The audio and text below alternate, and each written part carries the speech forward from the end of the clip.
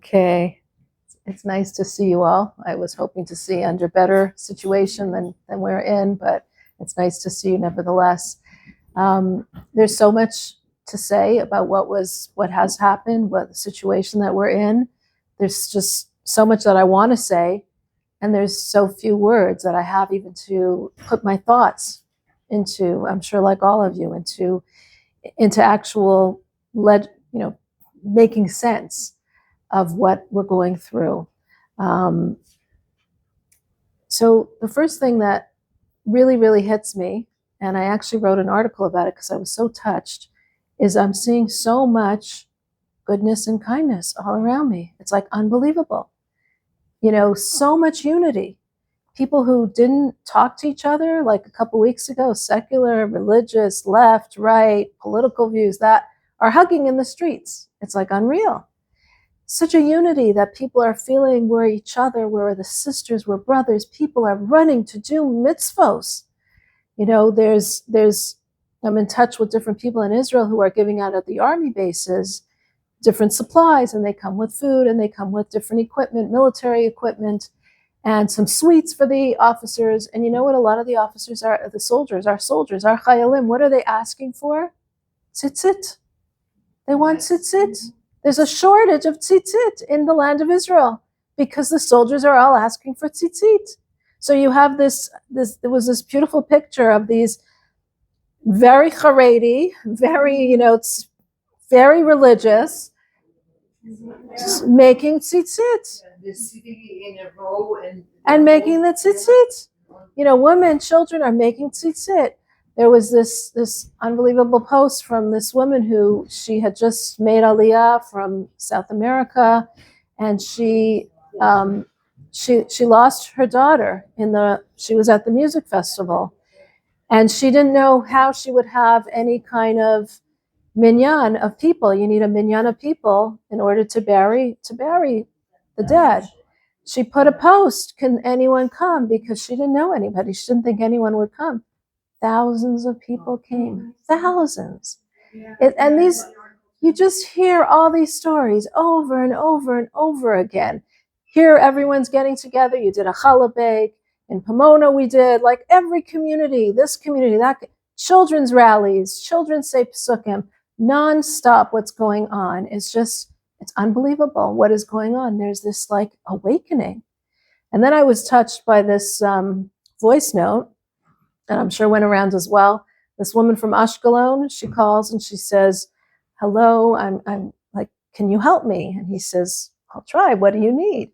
And she says, I'm crying as I say this, but I'm here in Ashkelon with my daughter, and I can't leave because it's not safe. And I've never done this. I've never lit Shabbos candles. I don't even keep Shabbos. And is there any way that you can, I don't have Shabbos candles in my house. Is there any way that you can send to my house Shabbos candles? And he says, of course, give me your address, I'll send it. And she says, and could you also send me like what I'm supposed to say? I don't even know. And she says, and I'm crying as I'm saying this because I can't believe I'm even saying this, but I don't know what to say or how to say it. This is like over and over, all over the place. You're hearing this, you're seeing this. It's an unbelievable awakening. There's nothing else that we can call it. And then you're seeing what also feels like an alternate reality that we're living in. You're seeing soldiers on bases, preparing for their military maneuvers, checking their weapons and everything. And what are they doing after that? Singing, dancing, singing and dancing. Am Yisrael Chai, O Davinu Chai. We are alive. Our Father's alive. Singing, dancing, full of joy, full of optimism. So personally, I don't know about you, but I was asking myself, what's going on here? Why? What's happening? Like, why is this? What is this that we're seeing?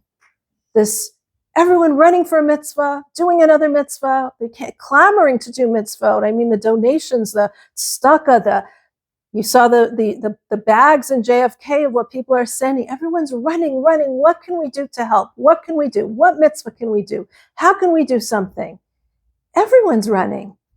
Another mitzvah. Just tell me what to do, I'll do it.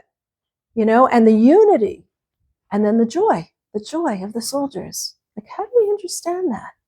And I was really like grappling with it. I was trying to understand, does this make sense? We just had the worst tragedy possible, the calamity, barbaric acts against us.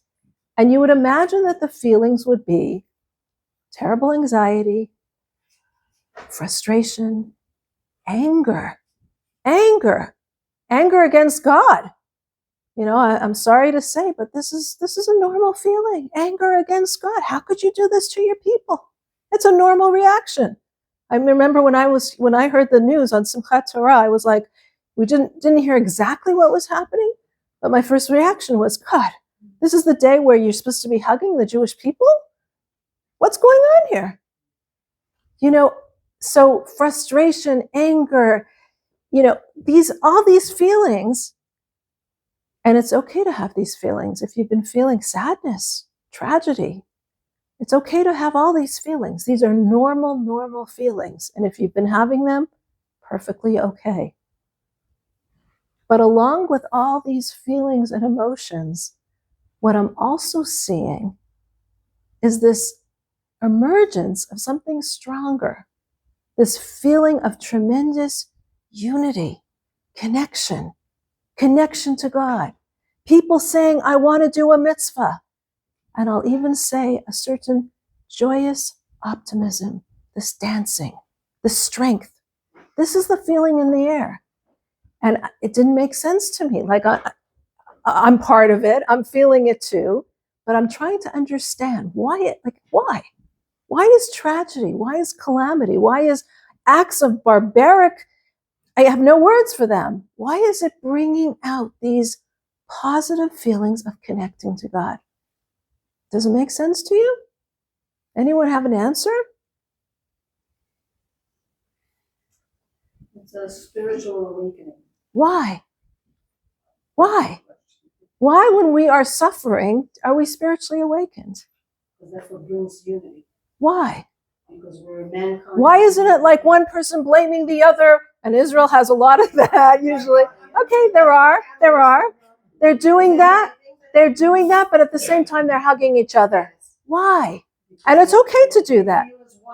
Why? Why do we feel as one? They can be stronger. So we can. More motivated. We're more motivated. We're strong. We're as one, 100%. I mean, there's no other way. I mean, why we're here, most of us. I mean, personally, because I need people. You need people. Yes, I do. That's one of the To be with people. To be with people. These are all these. Loving each other. Why? To fight against the We darkness. lost. I think that everybody saw what was going on. It was like a piece of it was like our relatives, our personal, like Ourselves. So how do you act when you lose someone? Who do you turn to? There's no one to turn to except God. Why? And why do we feel that it's our relatives? Because we're one nation, we're one. So people here, and So whatever happens to one person, it's gonna hurt us. We are one. We're one body. We're just one. we're one body. So we feel this one, but we're here in America. We're not there in Israel. Some of us have relatives. Some of us know people. Doesn't matter. We're just all connected. We're all connected. There's a Jewish connection. There's a Jewish connection. That's true. We're reminded.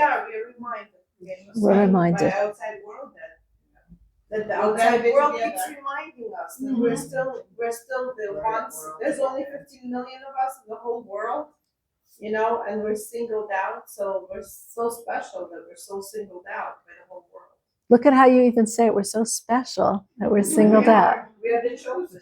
We're the chosen. I So don't want to put a damper on it, but I think that,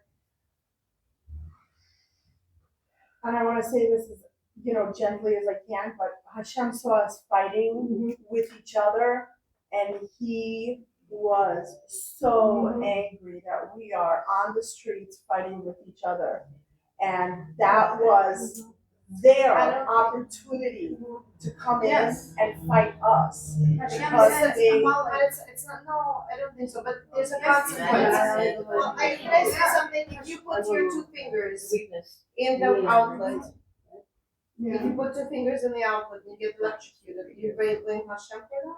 No, it was your choice to do it. Exactly so. No. It's a consequence of their actions, yes, there's certainly like consequence of us fighting. We develop, and so Hashem gives us more of our bitterness. If we put out bitterness, it gives more of our bitterness, yes? Okay, so there, What's uniting us is the tragedy. And what was Tragedy, the catalyst? yeah. What was the catalyst of the tragedy? I mean, to me, It's a consequence of our but fighting. hold on, wait, let me just finish a minute. To me, it was what happened in Tel Aviv on Yom Kippur, which was just, and when Hashem, I saw a pasuk on some of the road today when we are fighting with each other, Hashem sends Amalek. And God forbid, I mean, but that's just what I read, but it was. okay, so let me just say Remind us. something. So I'm sorry? all that you're saying, you know, I get the gist of everything that you're saying, and there's a point that you're correct in the saying that when something bad happens, it says Yifash Veish B'Maisav, a person has to look at what they've done and judge themselves and see how they can improve. However, there is nothing in the world that we've done. Okay, so we were disunited. So we were acting the way that we did. We shouldn't have done that. Agreed. And we should, together here as well, we should all be united, each of us in our own homes, each of us in our own families, each of us with whom we have and who we're arguing or fighting with. But there's nothing in the world that justifies, there's no sin in the world that we could have done that could possibly be a consequence for what the barbaric acts that we've seen. It just doesn't make sense. Doesn't make sense, right? Yeah, thank you. So what I'm seeing is something that to me it feels like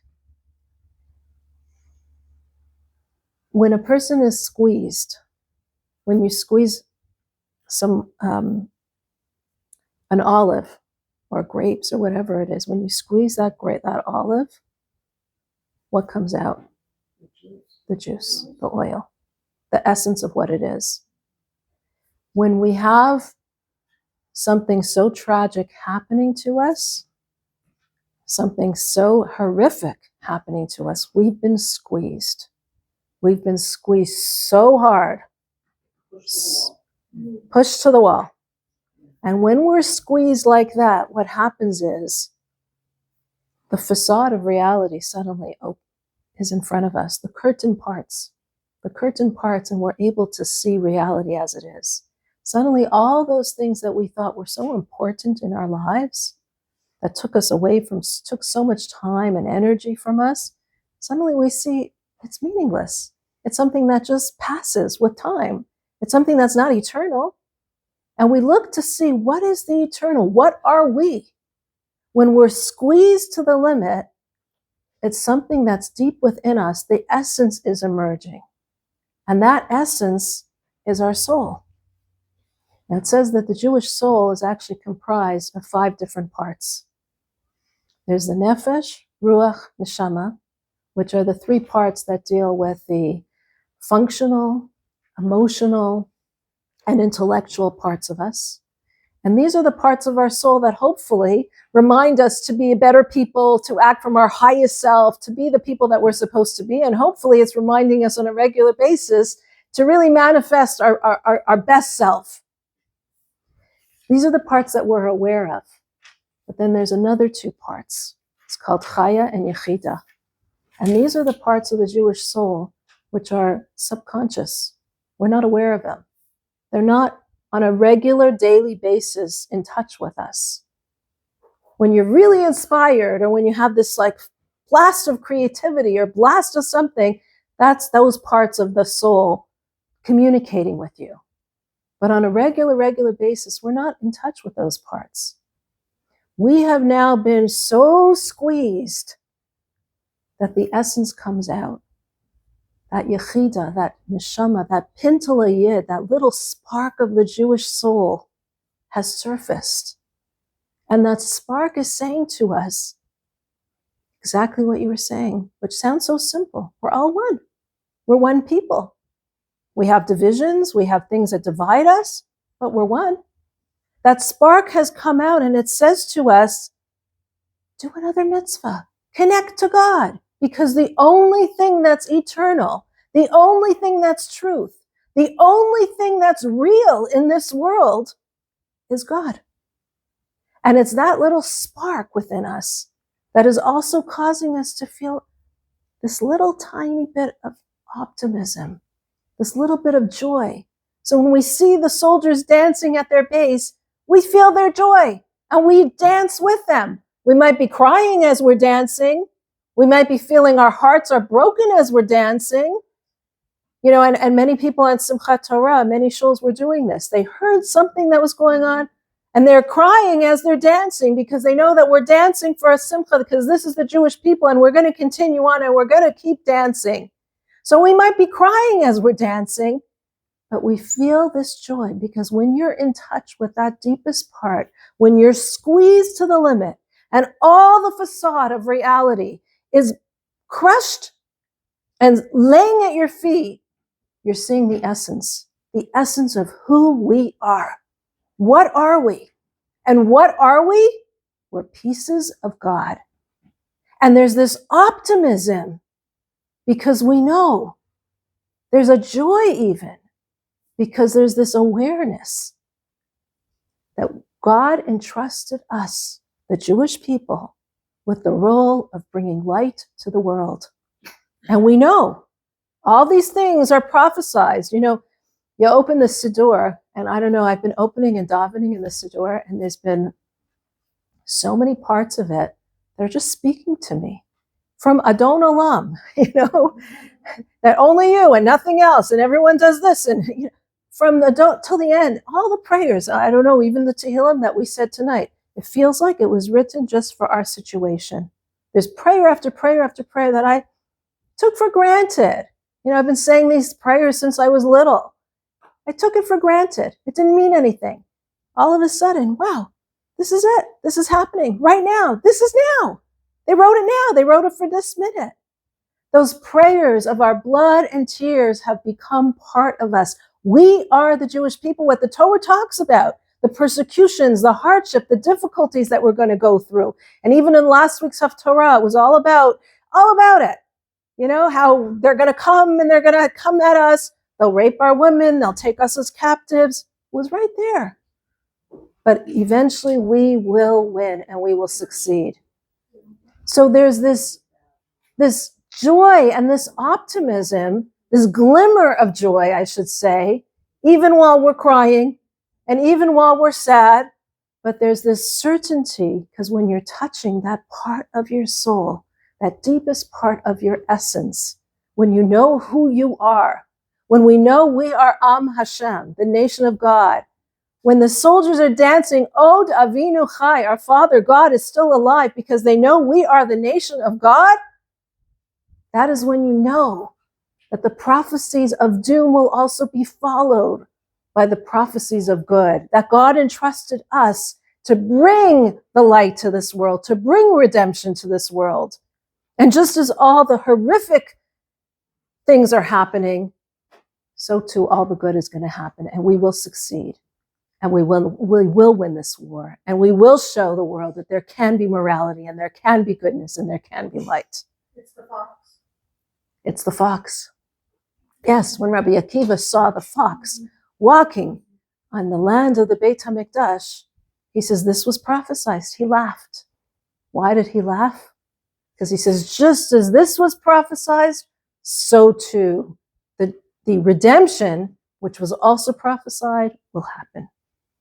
So we're seeing the darkness, and our prayers are suddenly coming to, many of us thought like, oh, never again, we said. Never again, we're a different generation, we're a different time, it's a different time, humanity is different, civilization is different. We're hearing about all these barbaric acts from the past that have been done. This is a book from the past. The Torah is like a book from ancient past. These are ancient prayers. Well, suddenly these ancient prayers in this book from the past is real. And it reminds us of who we are. And when you are in touch with who you are, with your essence, you can overcome everything. You can overcome everything because that strength that you have makes you so courageous and makes you so united because you've seen reality. The facade has cleared. Your vision is super focused on who and what we are. So that is really what I think we're seeing. You know, there's this therapist who's very big now in the couples therapy. Her name is Sue Johnson. She does marital counseling. And one of the things she does is when couples come in and they're fighting, she has them look into each other's eyes. Yes, please. Thank you. Little water, just water. She has them look into each other's eyes. And she says, and she says to them, she wrote the book Hold Me Tight, which is a very popular book now. I haven't read it, but I've heard about it. And she has them look into each other's eyes, and she says to them, she says to the husband or says to the wife, tell your wife, as you look in her eyes, that you hate her. And this couple that came in fighting and angry with each other and bickering and on the verge of divorce, they can't say it. They can't say it. They can't look into the eyes and say, I hate you. Because when the essence is revealed, when who you are is revealed, that's why there's no fighting now. That's why there's fighting, there's bickering, and that's okay. But the unity that's there, the unity of we are one people. And the running to do mitzvot, in saying to God, you know, God, I could be even angry at you for what you did, for what you allowed to happen. And that's okay to feel angry. Believe me, it's okay. But with this anger is also the feeling I want to do another mitzvah. I want to connect to you because there's nothing else but you in this world. And you are the only real reality. So this is, I think, what we are seeing now during this time. Now, it's interesting that this week's Torah portion is Parshas Noach. And in this week's Torah portion, we have all about the flood. Do you, by the way, know what this operation is called from the Hamas? And now? Yeah.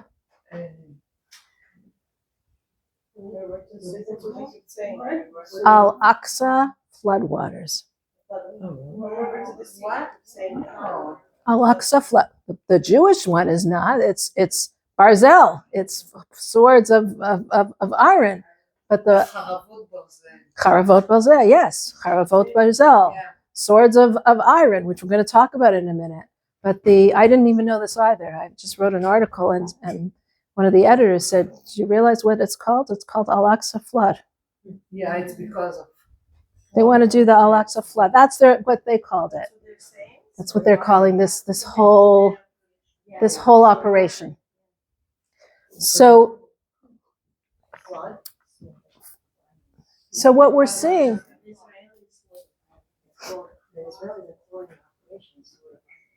Right, Israelis are calling it Barzel, Operation Swords of Iron. They're calling it the Al-Aqsa floodwaters. That's interesting. It's very interesting. Yeah. And this week, this is what they called it. This was their operation, what they planned it. Now, when we look at this week's Torah portion, we see the floodwaters. We see that there's a flood. And we see the name even Hamas inside the Torah portion. It says, V'timalei ha'aretz Hamas. The land is filled with Hamas. The land was filled, and Rashi says, what was it? It was corruption, it was robbery, it was violence. Yes. So the world was filled with this corruption, this violence, this Hamas. So God brought the rainwaters to destroy it, to destroy this Hamas, this horrific feeling that was going, this horrific presence that was on the world. And what does Noach do? He builds the Teva, the ark. The Hebrew word for Teva means Teva. Teva is Teva. And what else does it mean? Word. Teva. Tevot, teva, it means a word. Word. The word, yeah. So the way that we counter the floodwaters of Hamas, of corruption and violence around us, is by building a teva, an ark, or a word. What are the words that we use to destroy the Hamas? The words of Torah, the words of prayer. This is how we destroy it. And God tells us, it's interesting that Parshas Noach is called Noach, which means pleasant. Here we have a terrible flood coming and destroying the world, and it's called pleasant.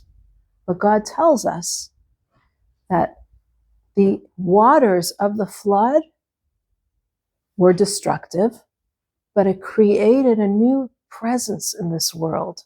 It created a new world. The world emerged from the flood as a better world. So that God says, I destroyed all this Hamas, all this negativity and corruption and immorality in this world. That's why I destroyed the world. And now the world is a better world. You entered into the teva. You entered into the words of Torah. You entered into the words of prayer. And what emerged is a completely different world. So much so that God says, I'm not going to ever, he promises us, I'm not going to again make a mabul in this world. I'm not going to again destroy this world. And why is he promising that to us? Is he just God's promise, if things go bad, okay, we have his promise? No, he's saying that the world is going to be a better world, that it's not going to need this anymore. The world is going to change. The world situation is going to change, so you no longer will need to have this destruction again come to this world. But it's happening again. It's happening now. And it's happening in a way that we need to pull ourselves together and realize what we need to do. Now, in the last week, in the Torah portion of Zot HaBracha, right when this whole destruction was happening, we were reading in Shul the portion of Zot HaBracha, and there's a very nice pasuk there that the Lubavitcher Rebbe actually talks about. The pasuk it's actually a song. We sing it as a song. Ve'yehi b'shuran melech, Yasef Rashi Yachad Shiftei Yisrael. It's talking about God ruling over Yeshurun. And Rashi there says, when does God rule over Yeshurun, which is the Jewish people? Yeshurun means right, correct? They're the Jewish people. When does God rule over the Jewish people? Yachad Shiftei Yisrael. When the Jewish people are together, when we are united as one, that is when God rules over us. That is when the situation improves and we can see a better situation.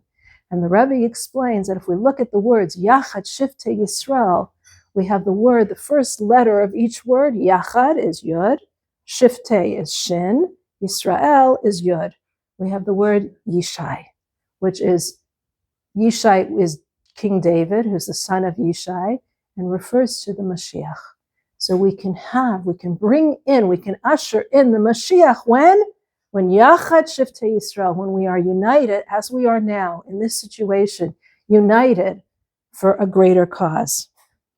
Now, the Jewish way that we speak about this operation, the Israeli operation, is called, what's it called?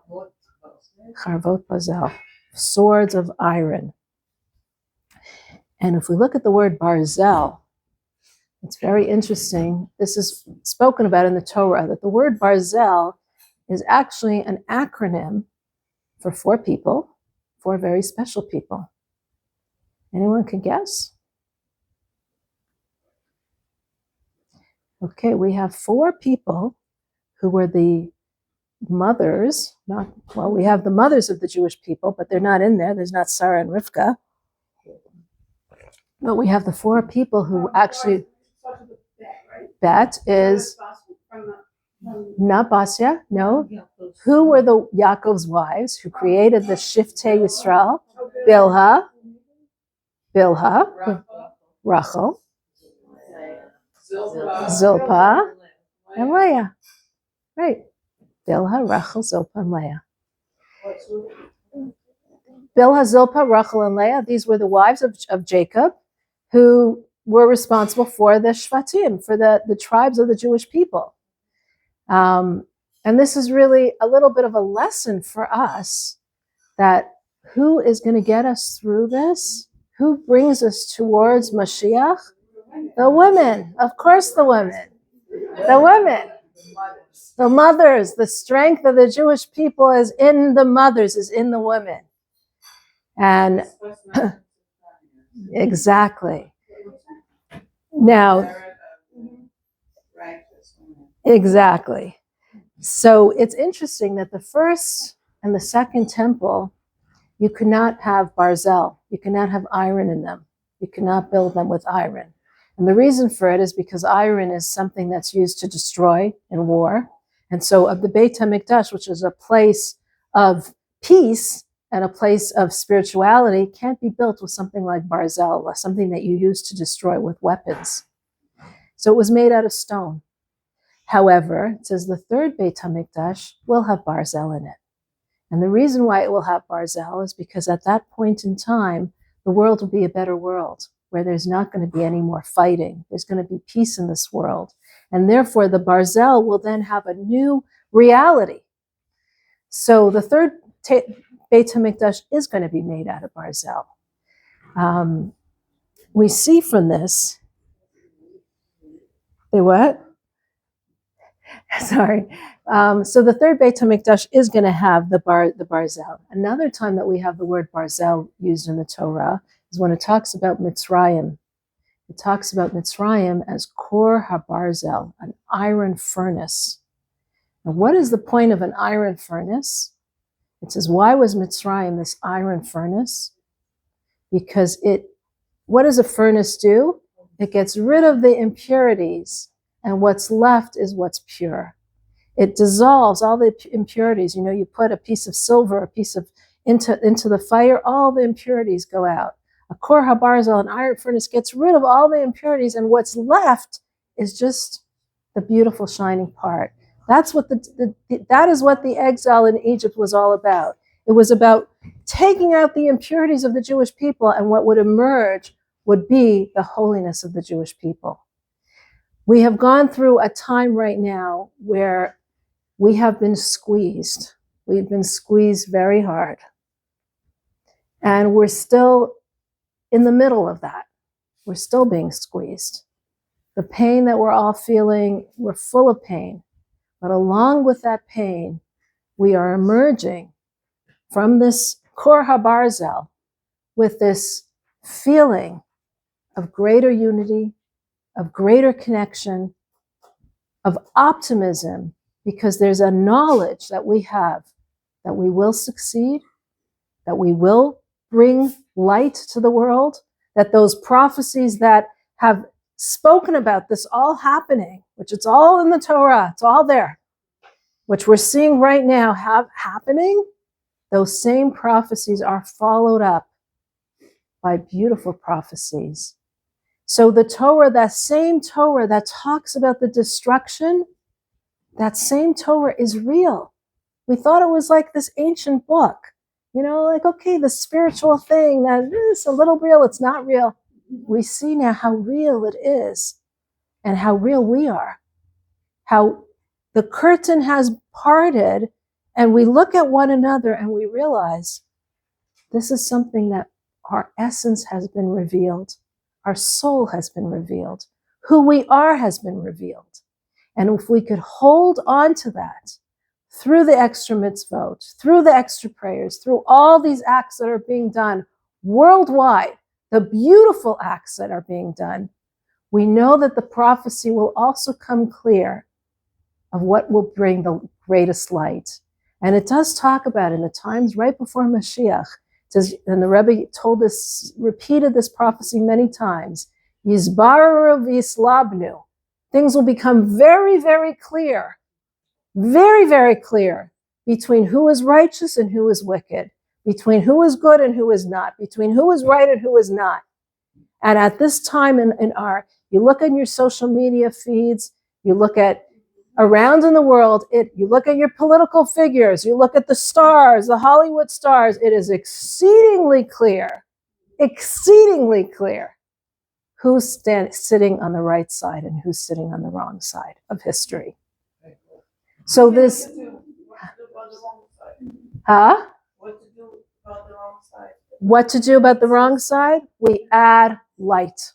We fight it with light. They have no idea of the history. They have no idea none of them at all.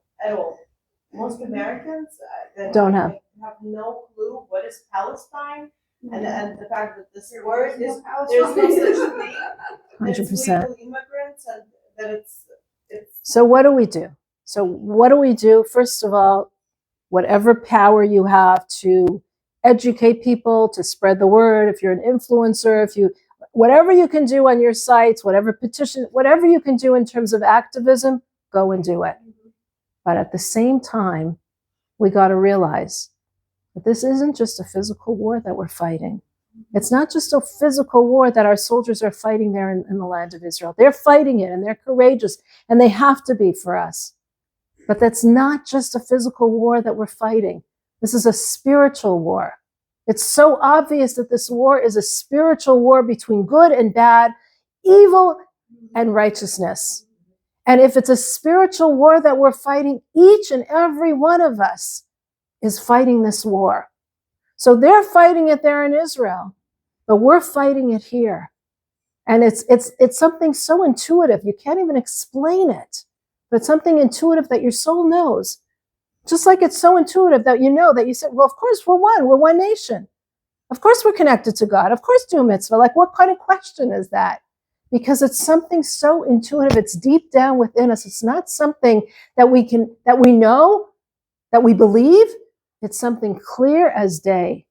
And this spiritual war that we're fighting, each of us can contribute to. Each of us has a part in. Just as they're fighting there, we need to take up our arms, our ammunition, and do whatever it is that we can. Another mitzvah, another chapter of Tehillim, another Shabbat candle, whatever it is, whatever you choose. There's 613 mitzvot. You could choose whichever division you want to be. But whatever division you choose, that is your division. You're fighting, that's your battalion. And that's what you're fighting against the world too. Because this is clearly not just a political fight. This is clearly a spiritual war. And it's a spiritual war that has been predicted, that has been prophesied, that's in our books. And just like it's been prophesied, we're waiting for the culmination of it. And the only culmination is that we're getting there to the time period of Yemot HaMashiach, when light will prevail and when we will turn around and we'll say, this is who we are. We are your people, God. That's who our essence is. That's the only thing that we want. So may we see that time immediately, and may we each do a little bit of our little part. And you don't have to do something huge or big. Just a little bit of something helps. So what do we do with the media that shows the Palestinian women and children crying? They're not crying. They were having a pizza party. Well, I saw the suffering. What do you do with that?